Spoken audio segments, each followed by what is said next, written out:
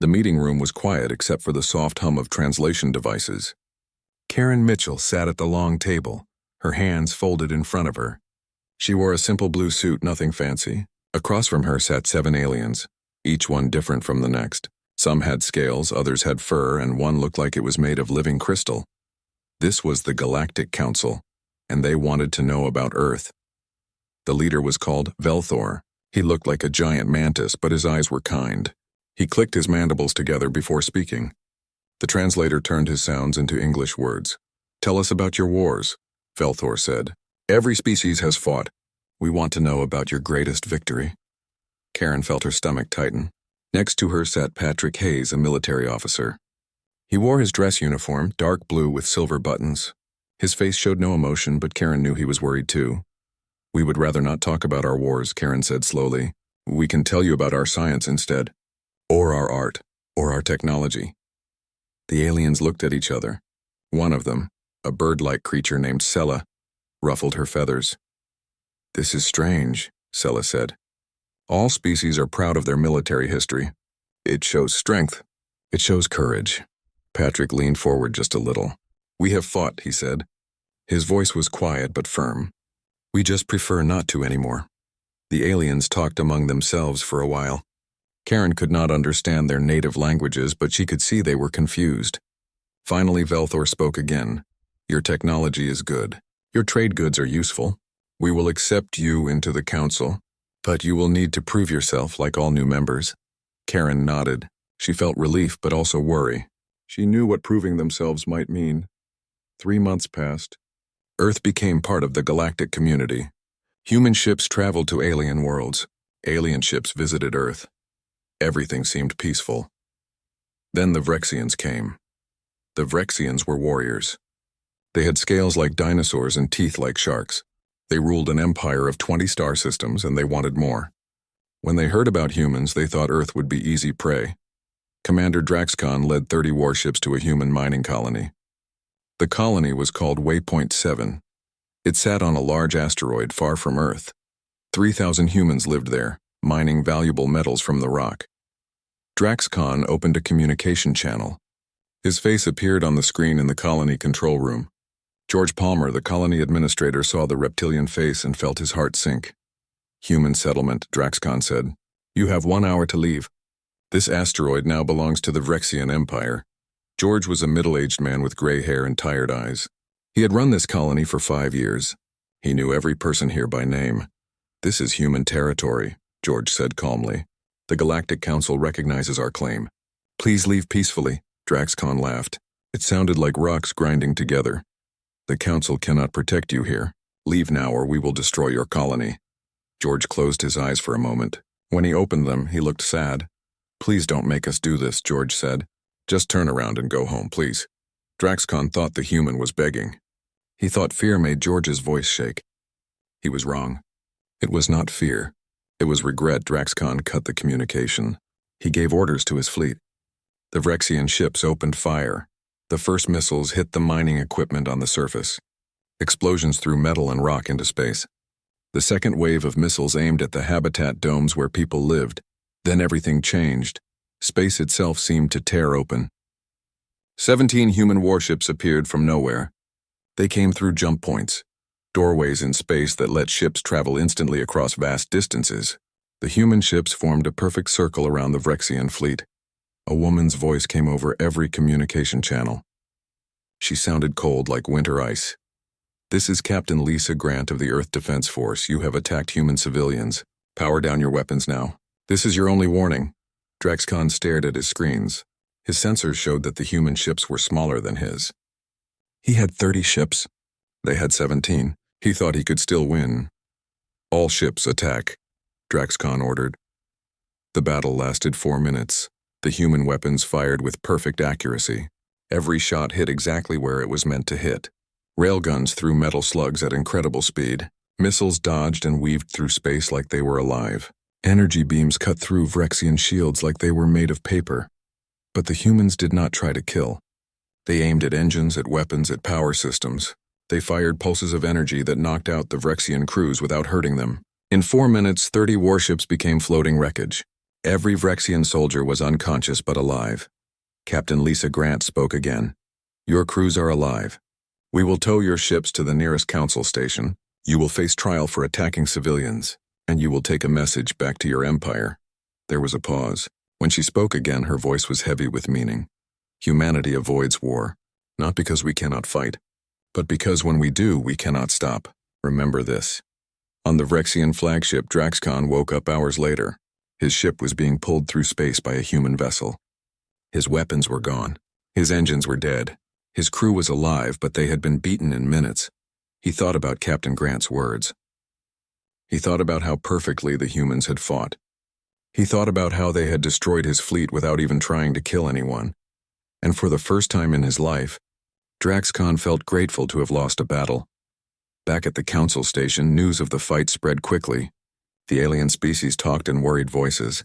They looked at the humans differently now. Karen Mitchell knew that everything had changed. Belthor came to see her that evening. The mantis-like alien looked tired. Why did you not tell us? He asked. Why did you hide your military power? Karen looked out the window at the stars. We did not hide it, she said. We just did not advertise it. You never asked how strong we were. You asked about our wars, and we said we preferred not to talk about them. That was the truth, but why? Why avoid speaking of your strength? Karen turned to face him. Her eyes were sad. Because we are ashamed, she said quietly. Not of being strong, but of what we had to do to become strong. We fought each other for thousands of years, Velthor. We killed billions of our own people. We built weapons that could destroy our entire world. We did terrible, horrible things. She took a deep breath. When we finally stopped fighting each other, we had to decide who we wanted to be. We chose to be peaceful. But we also chose to remember what we were capable of. We avoid war because we know exactly what war costs, and we never want to pay that price again. Velthor was quiet for a long time. Finally he spoke. I think I understand now. You are not afraid of others. You are afraid of yourselves. Yes, Karen said. That is exactly right. The council chamber was full. Every species had sent their representatives. They all wanted answers. Karen Mitchell stood at the speaking platform, trying to stay calm. Patrick Hayes sat behind her, his uniform perfectly pressed. Selthar, the council director, spoke first. He was very old, even for his species. His voice was tired and worried. We need to understand what happened, Selthar said. You destroyed 30 warships in 4 minutes. Our experts say this should be impossible. You claim to avoid war, yet you have weapons far beyond what we use. Explain this. Karen took a slow breath. We told you we preferred not to discuss our military history. That preference has not changed. The room erupted in angry voices. Aliens shouted in languages Karen did not understand. The translators worked overtime, filling the air with overlapping words. A delegate stood up. She was from the Korthan people, covered in bright feathers that were now standing straight up in anger. That is not acceptable anymore, the Korthan said. You have power that threatens all of us. We demand to know everything about your military. Patrick Hayes stood up. He was not a tall man, but when he stood, everyone stopped talking. There was something in the way he moved that made people pay attention. Be very careful what you ask for, Patrick said quietly. Some doors should stay closed. Are you threatening us? Asked Velthor. No, Karen said quickly. He is warning you. There is a difference.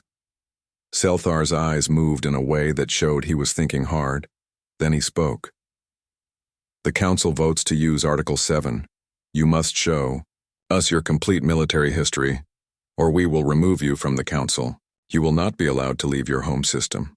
Every non-human member voted yes. Humans had no choice. Karen looked at Patrick. He nodded slowly. She turned back to the Council. Fine, she said. We will open our historical records, but we will go slowly. If you want us to stop at any time, just say so.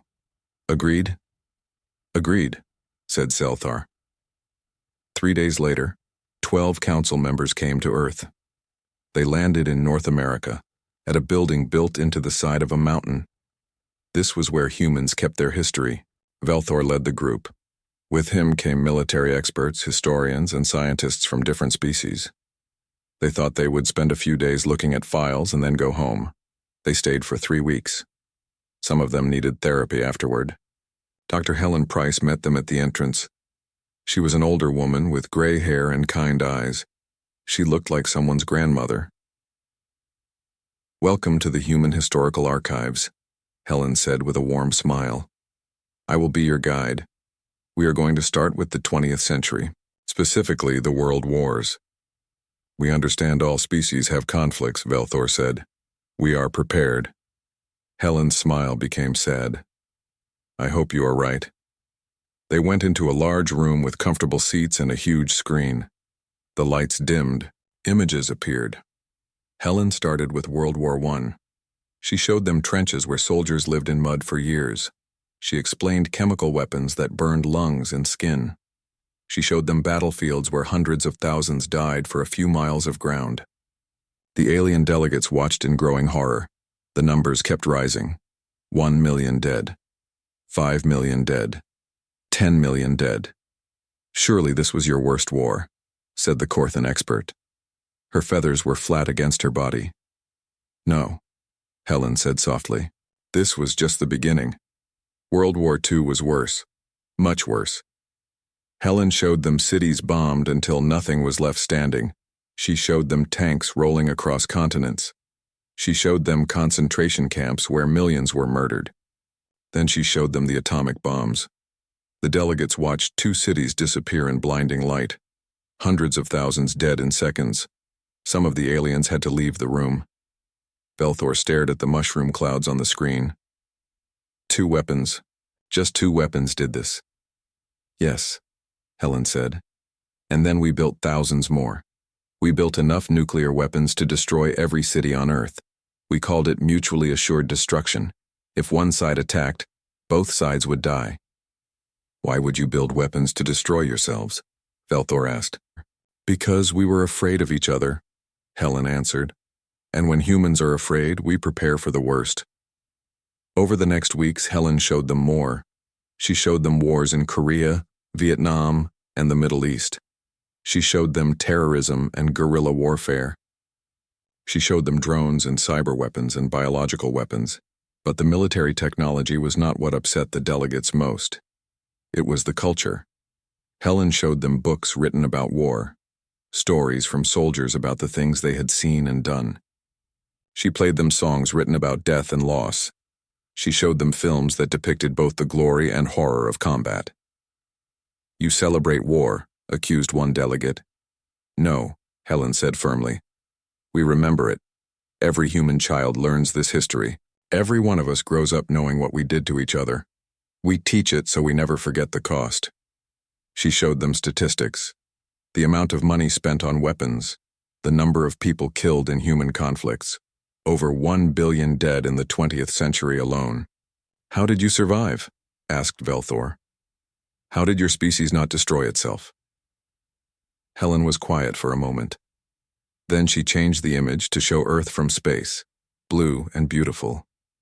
"We learned that we were all human," she said. "That what divided us was not important compared to what united us. When we finally achieved global cooperation, we had to choose what kind of species we wanted to be. And you chose peace," said the Korthan hopefully. "We chose to avoid war," Helen corrected.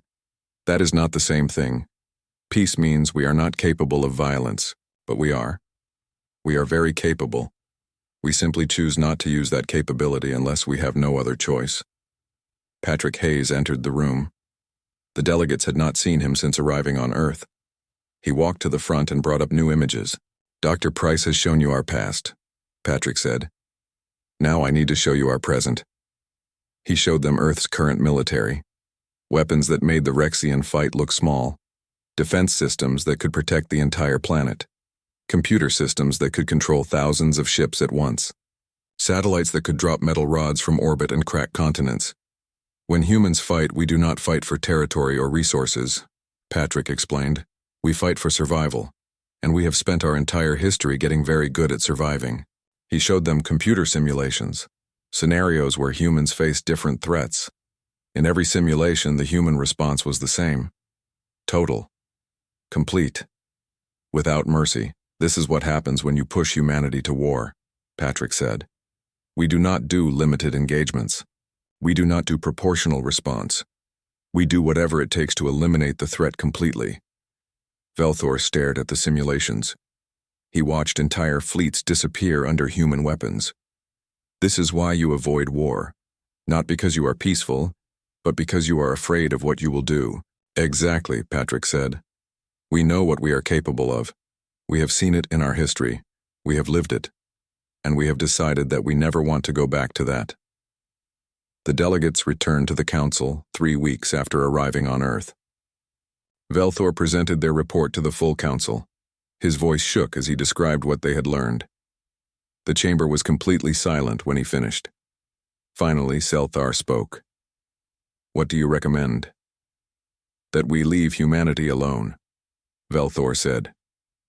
That we respect their boundaries, that we honor their requests, and that we never ever give them a reason to stop avoiding war. The vote was unanimous. Every species agreed. That night, Karen Mitchell sat alone in her quarters. She looked out at the stars and wondered if they had done the right thing. Now the galaxy knew the truth about humans. Now they knew what Earth's people were capable of. She hoped it would be enough to keep the peace. She hoped no one would ever be foolish enough to push humanity too far. Because if they did, the galaxy would learn exactly why humans tried so hard to avoid war. The Vrexian Empire was angry. 3 months had passed since their defeat at Waypoint 7, and the shame still burned hot. Commander Draxcon had returned home in disgrace. His warriors were mocked. Their pride was wounded. Supreme Commander Kralvek stood before the Imperial Council. He was old, covered in scars from 100 battles. His scales were dark red, and his eyes burned with fury. We cannot let this insult stand, Kralvek said. The humans made us look weak. They embarrassed us in front of the entire galaxy. We must respond. One of the council members, an older Vrexian named Thardax, raised a clawed hand. The Galactic Council's report suggests caution, Thardax said. The humans have a dangerous history. They killed billions of their own kind. They fought with primitive weapons on one planet, Kralvex argued. We are an empire with 1,000 star systems. They have only 50. We are stronger. The debate went on for hours, but in the end, Vrexian pride won. The council voted to launch a new attack. Kralvex was given command of 300 warships, 10 times more than had attacked Waypoint 7. The plan was simple. Attack a human military base. Prove the first fight was luck. Force the humans to negotiate. Intelligence reports showed a human research station orbiting a gas giant. The system was called Newton's Reach. The station had 500 people, mostly scientists. It was far from Earth and lightly defended, perfect for sending a message. Kralvex's fleet entered the system with weapons ready and shields at full power. They expected a fight. What they got was a single message from the station. Vrexian fleet, this is Newton Research Station. We see you. What do you want? The voice belonged to Colonel Stephen Wright. He was the ranking military officer on the station. He sounded tired. We are here to teach you a lesson about humiliating the Vrexian Empire, Kralvex replied. Leave your station now.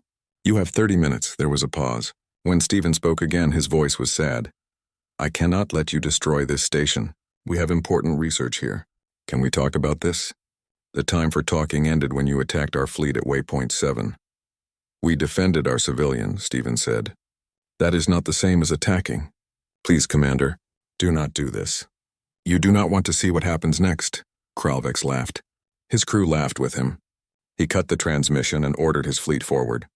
The first missiles destroyed equipment on the station's surface. The second wave aimed at the main structure. Then the research station changed. Panels opened on its surface. Hidden weapons appeared. The station was not just a research facility. It was a military platform disguised as a civilian installation. But that was not the worst part. Within seconds, ships began appearing from the gas giant below. They had been hiding in the planet's atmosphere, their signatures masked by electromagnetic interference. Dozens of human vessels rose up to meet the Vrexian fleet. Then the real human fleet arrived. Jump points opened all around the system. Ships poured through, not 17 this time. 3,000 human warships appeared in a coordinated pattern that surrounded the Vrexian fleet completely. At the center of the human formation was a massive ship. It was bigger than anything Kralvex had ever seen. The ship identified itself as the EDF Unity. It was not just a warship. It was a mobile fortress. A new voice spoke on all frequencies. It belonged to Admiral Frank Carson, commander of the Second Fleet. Vrexian Fleet, you have made a serious mistake. You attacked one of our installations after being warned not to engage human forces. We gave you every chance to walk away. You chose war. Kralvex looked at his tactical display. His 300 ships were surrounded. The humans outnumbered him 10-1. Fear crept into his heart for the first time in decades, but Vrexian honor demanded he try. We will not surrender to humans, Kralvex said. Vrexian warriors do not run from battle. We are not asking you to run, Admiral Carson said. His voice was calm, but there was something terrible in that calmness. We are giving you one chance to surrender before we show you why humanity avoids war. All ships attack formation, Kralvex ordered. Fire at will, the battle began. For exactly 12 seconds, the Vrexian fleet held together. Then the human counterattack started. The human weapons were beyond anything Kralvex had imagined. Particle beams struck with the power of stars. Metal slugs flew at 90% of light speed. Missiles moved like they could think for themselves. But the technology was not what broke the Vrexian spirit. It was the coordination. 3,000 human ships moved as one. They predicted every Vrexian maneuver before it happened. They covered each other perfectly. Their targeting systems never missed, never hesitated, never showed mercy. Within 2 minutes, half the Vrexian fleet was destroyed or disabled. Within 5 minutes, only a handful of ships could still fight. Kralvex's flagship took a direct hit that tore through the engines. The ship went dark and began drifting. Then the humans stopped firing. Admiral Carson's voice came over the communication system again. Supreme Commander, your fleet is beaten. We are going to board your ship now. Your crew will receive medical attention. You will be treated according to galactic law, and you will be returned to your empire. But first you need to listen to something. Kralvex's view screen turned on. A human woman appeared. She was young, maybe in her 30s. She wore glasses and looked like a teacher, not a warrior. My name is Dr. Amy Russell, the woman said. I am a xenopsychologist. I study how different species think. Admiral Carson asked me to talk to you because he thinks you do not understand what almost happened here today. We understand perfectly, Kralvex growled. We underestimated your military strength. No, Amy said gently. You still do not get it. Let me explain something about humans. We spent thousands of years fighting each other. We became very good at killing. We built weapons that could end all life on our planet. We did this because we were tribal. We saw other humans as enemies, she leaned forward. Then we unified. We became one species, one civilization, and all that capacity for violence got redirected outward. We do not fight each other anymore, Commander. We are all on the same team now. What is your point? Kralvex asked. My point is that Admiral Carson did not show you humanity's full strength today. This fleet represents maybe 5% of our actual military. We have entire fleets you have never seen. Weapons we have never tested in combat. Technologies we developed but never deployed because we were afraid of what they might do. Amy's expression grew serious. When humans unified, we did not become peaceful. We became focused. Every human, all 15 billion of us working together for the same goals. Do you understand how terrifying that is? We are the species that built weapons to threaten ourselves. Imagine what we can build when we are trying to protect each other. Kralvex said nothing. He had no words. We avoid war, Amy continued, because we are afraid of what we will become if we start fighting seriously. We are afraid we will slip back into old patterns. We are afraid that if we start, we will not be able to stop until the threat is completely gone. She paused. So please, Commander, when you return to your empire, tell them what you learned here. Tell them that humans avoid war not because we are weak, but because we are cautious. Tell them that we would rather be your friends than your enemies. Because if we become your enemies, we will not stop until the Vrexian Empire is just a memory. The transmission ended. Kralvex sat in his broken command chair, staring at the blank screen. For the first time in his military career, he felt grateful to have lost. When he returned home, he told the Imperial Council everything. He described the human fleet, the precision of their attacks, the terrifying coordination, the warning from Dr. Amy Russell. The Vrexian Empire requested a peace summit with humanity the next day. The news from Newton's Reach spread across the galaxy like wildfire. 3,000 human warships. A battle won in minutes. The mighty Vrexian Empire suing for peace. The galaxy was talking, and most species were afraid. The Galactic Council called another emergency meeting. This time, the atmosphere was very different. Karen Mitchell stood at the human platform without her usual diplomatic smile. Patrick Hayes stood next to her. With them were Admiral Frank Carson, still in his combat uniform, and Dr. Amy Russell, who looked uncomfortable being there. Selthar's voice was filled with distress when he spoke. "Where did you hide 3,000 warships? How did we not know about this?" "We did not hide them," Patrick replied calmly. "We just did not advertise them. You never asked how many ships we had." The Corthan representative stood up, her feathers spread in alarm. "You told us you avoided war. You made us think you were peaceful." "We are peaceful," Karen said firmly. "We have not started a single fight since joining the council. Both times the Vrexians attacked us first. But your response was too much," Velthor said. His mandibles clicked rapidly. 3,000 ships against 300. "That is not proportional." Admiral Carson stepped forward. His face was hard. "With respect, Ambassador, you do not get to tell us how to defend our people. The Vrexians attacked a research station. They could have killed 500 of our citizens. We responded with enough force to make sure they would never attack us again. And it worked," Amy added quietly. "The Vrexian Empire has asked for peace talks. They want to make sure there are no more conflicts." This caused surprised voices throughout the chamber. The Vrexian Empire had refused to join the Galactic Council for generations. They had been a constant threat. Now they wanted peace with the species they had attacked twice. Selthar focused his eyes on Admiral Carson. "What did you do to make them so afraid?" "We told them the truth," Frank said. "We did not threaten them. We did not make demands. We just explained that we would rather be friends than enemies. We let them figure out the rest." A delegate from the Horthian collective stood up. They were known for following rules very strictly. "This is unacceptable," the Horthian said. "You have changed the balance of power in this entire region. Smaller species are terrified. Larger species are reconsidering their military plans. You have created chaos." Karen took a deep breath before responding. "Then let me be very clear about humanity's position. We do not want to change anything. We do not want to be a military power. We do not want to intimidate anyone. We joined the Galactic Council because we wanted to be part of a peaceful community." "But you built a war fleet," the Horthian insisted. "Yes," Karen agreed, "because we learned from our history that hoping for peace is not enough. You have to be prepared to defend yourself. Every species in this chamber has a military. We are no different." "Your military is different," Velthor said quietly. "It is more advanced, more coordinated, much larger than we thought." Patrick Hayes took a step forward. Every eye turned to him. "Let me tell you about human military philosophy," he said. His voice was measured but strong. "We do not build weapons to use them. We build weapons to make sure we never have to use them. Every ship in our fleet exists for one purpose: deterrence." He paused, making eye contact with as many delegates as he could.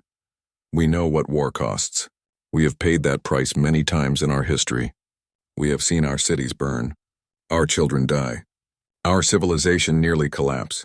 We rebuilt from that, and we promised ourselves we would never let it happen again." "So you built an armada," the Corthan said. "So we prepared," Patrick corrected. "There is a human saying, if you want peace, prepare for war. That is what we did. And it works. We have not fought anyone who did not attack us first. We have not threatened anyone. We have not made demands. We have just been very clear that attacking humans comes at a cost." Selthar was silent for a long moment. His eyes moved in patterns that showed deep thought.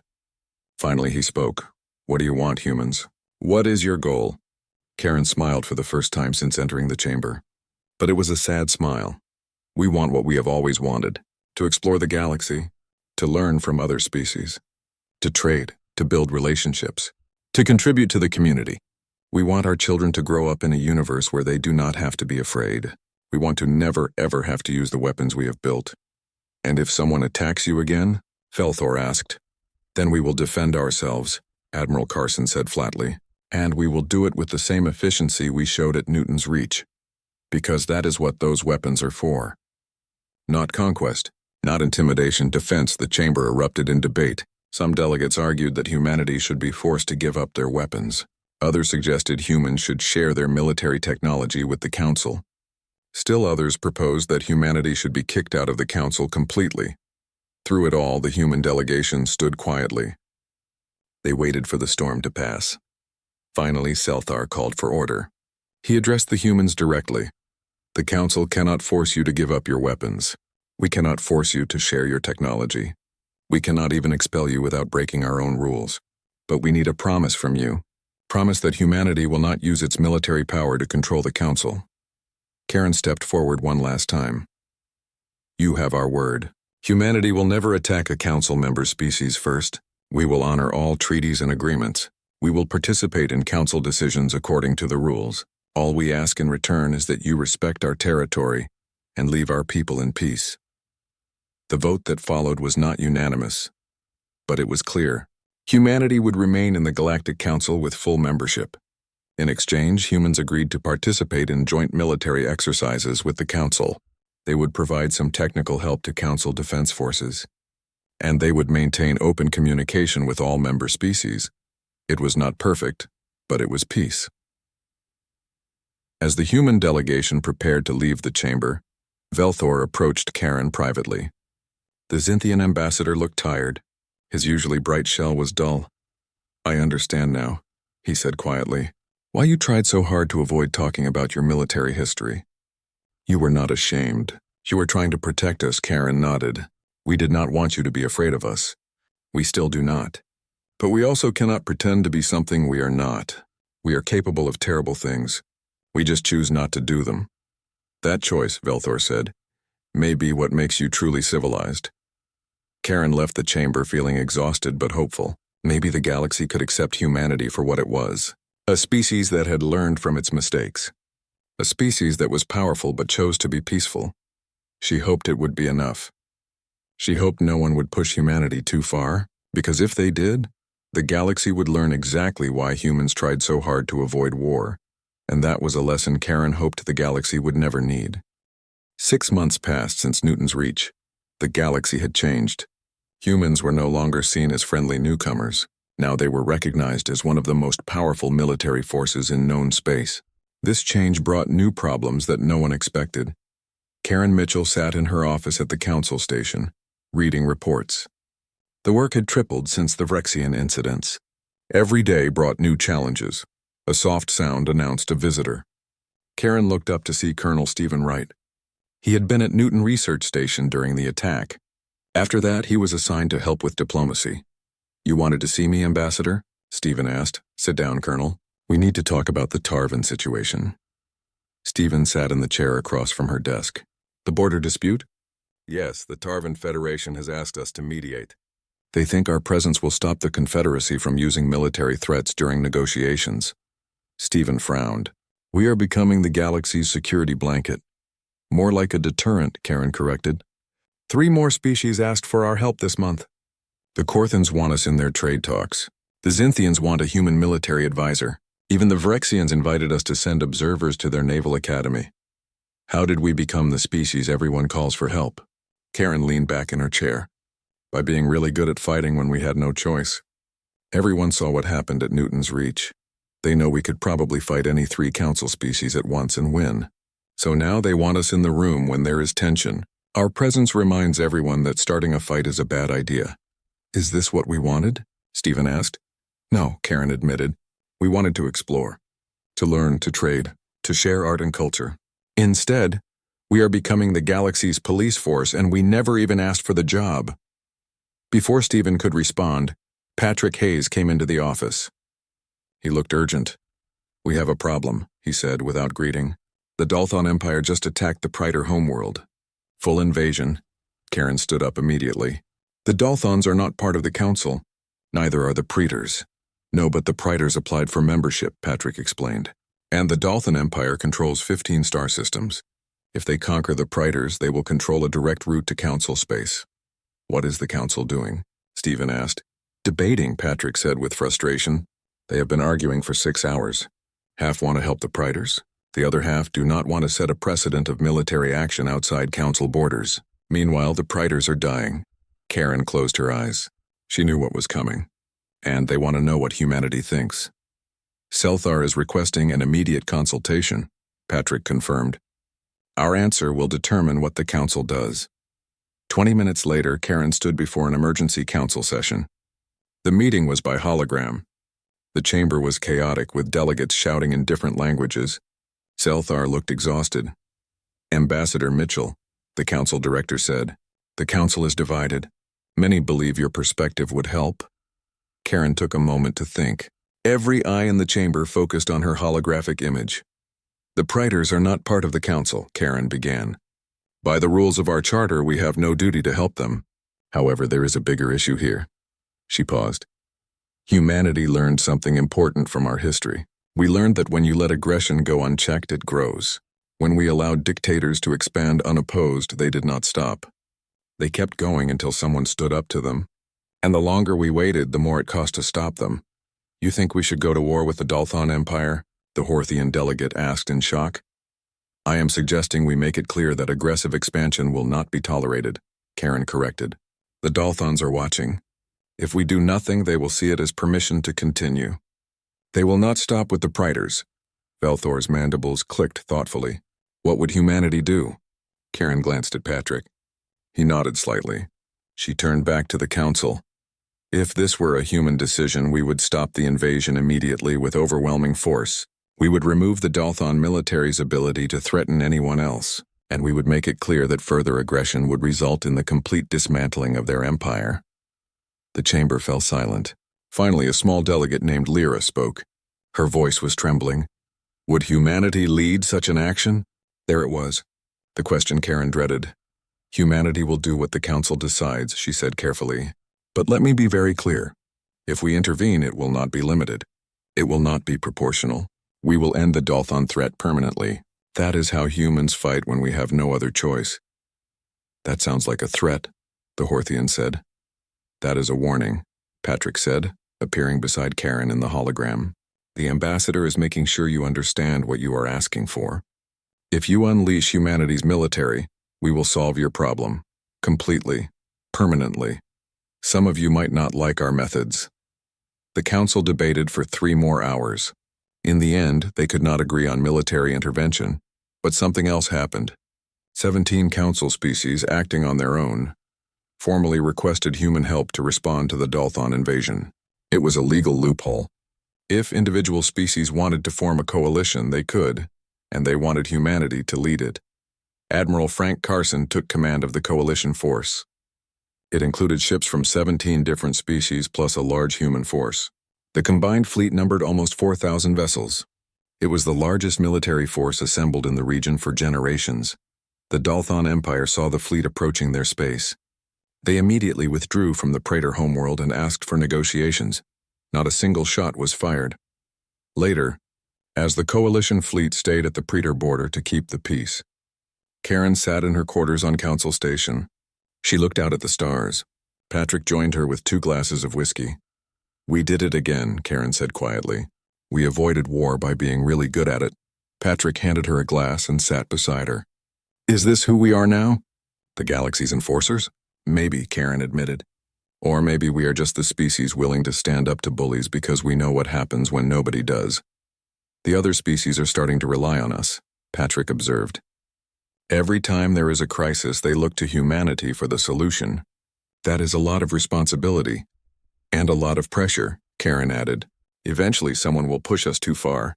Someone will make us actually fight instead of just threatening to fight. And when that happens, the galaxy will learn why we really avoid war," Patrick finished.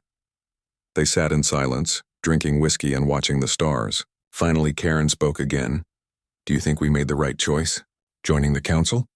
Showing them what we can do?" Patrick thought about it. "We did not have much choice. Once we developed faster than light travel, we were always going to meet other species. Better to establish ourselves as a force for stability than to hide until someone forced our hand."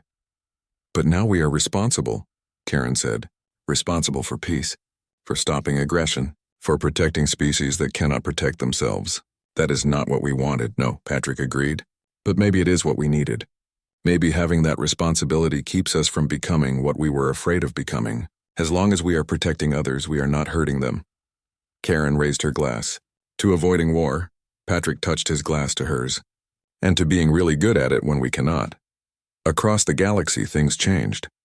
The Dalthan Empire stayed behind their borders and reconsidered their plans.